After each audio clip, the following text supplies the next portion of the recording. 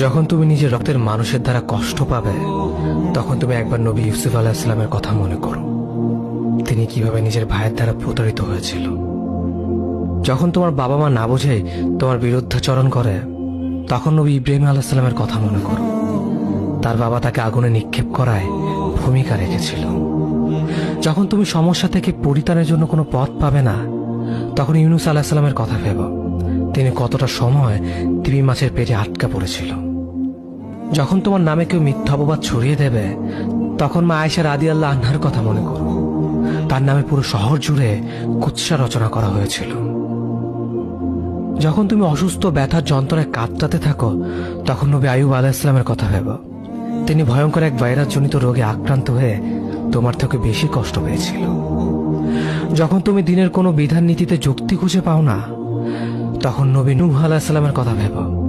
তিনি কোনো প্রশ্ন ছাড়াই মরুভূমিতে নৌকা তৈরি করেছিল।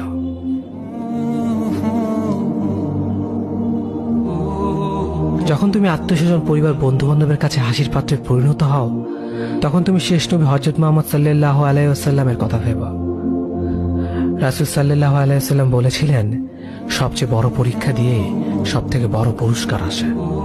যখন আল্লাহ কাউকে ভালোবাসেন, তখন তাকে পরীক্ষা করেন, এবং যে এই পরীক্ষাগুলো মেনে নেয়, সে আল্লাহর সন্তুষ্টি অর্জন করে।